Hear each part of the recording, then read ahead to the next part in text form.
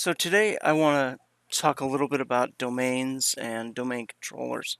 And it's an important concept to understand, especially as you start to learn about managing a Microsoft-centric network. So a domain it has a few different meanings, but in our context, a domain is a network identifier. So it's a network domain. And that would be a domain like Microsoft.com or Apple.com or whatever.com. That would be considered a domain. And it's important because inside of your domain, and when I say inside, I'm talking about on the firewall side of where you keep all of your assets, as opposed to the public side where the internet is, and where you can go and see different websites and things like that. So uh, a domain itself is going to be a way for a company to manage their network and secure their network and keep their naming conventions the same within the network, which makes it easier to manage. And what you're seeing on your screen right now is this is a domain controller. So uh, every Microsoft-centric domain or network is going to have a domain controller.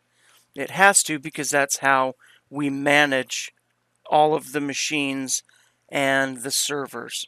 And by machines, I'm referring to laptops, desktops, and then any other of the appliances that are out there, whether they're wireless access points or security cameras. So um, let's take a look at um, what makes a domain controller a domain controller. The first thing to note is that a Windows Server OS like 2012 R2, 2016, 2019, it's just a shell of an OS. It doesn't do anything on its own. It's just a shell. And that's because it has various functions that it can perform. And one of the functions or roles that a server can have is that of a domain controller. And a domain controller is easy to recognize because it has three distinct items on it. It has Active Directory, which is something you see on Microsoft machines. It has Group Policy, and then it has DNS, the Domain Naming Service. So, and that the DNS is something that that's how the internet finds you, finds people, finds machines as you go and search and try to locate your favorite websites, whatever they are. Okay, so you're looking at a domain controller right now. So the first thing is this is Active Directory, and you notice that and there's later on there are lectures just about Active Directory, but I just want you to see that Active Directory is it's at the top level. It has what's called a domain. Okay, and this is the domain tasem.me. This is a domain I created. It's not. It doesn't go out onto the internet. It's just one that I have for students. All right, and then within this domain we have different what they call OUs. Okay, and OU is an organizational unit, and it's that's important to understand as we go forward, because we're going to secure our network by using objects which are inside of organizational units. So computers is an organizational unit, or OU. These are objects. Now these are computer objects. Down here, TASEM users is an OU, and all of these names that you see in front of you those are user objects.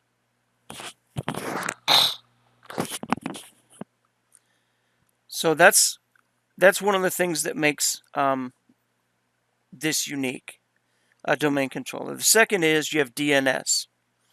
And of course, DNS is all about being able to locate through records an asset that you are trying to find. And it works in two different ways. It works in what we call a forward lookup zone, which is where you're actually putting in the name of a machine. All right, and when you put in the name of the machine, like this, they're called an A record. You put in the name of the machine, T-server-02. You see it has an A record. That's what we call IPv4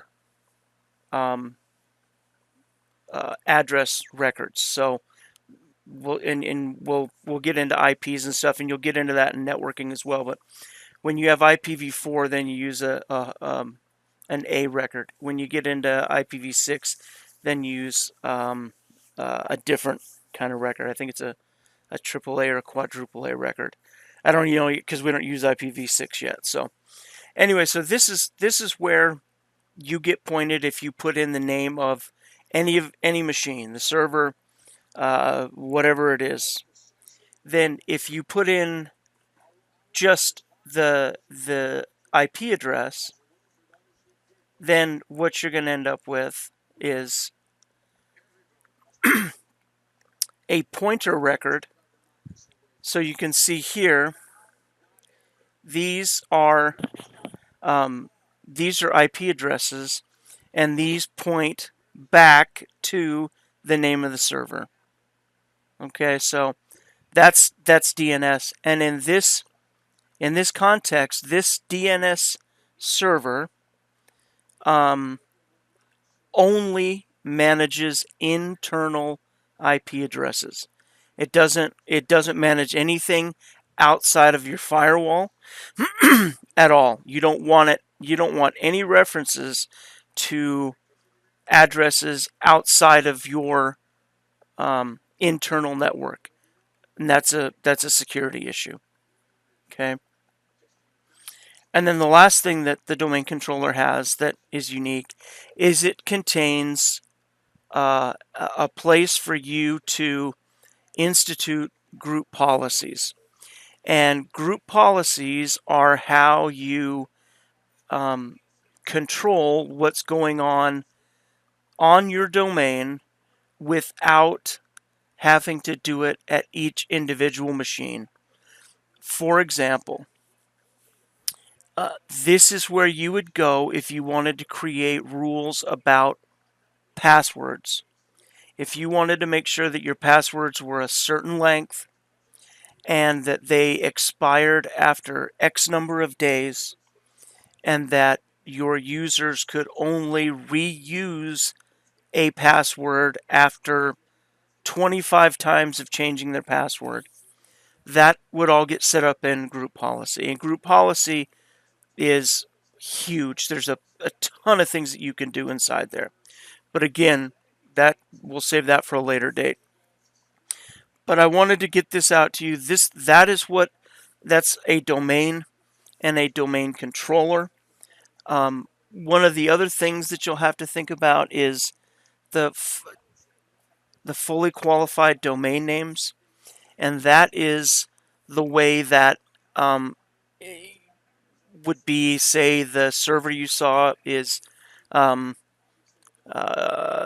T-server-01. The fully qualified domain name would be, tserver01.tasem.me.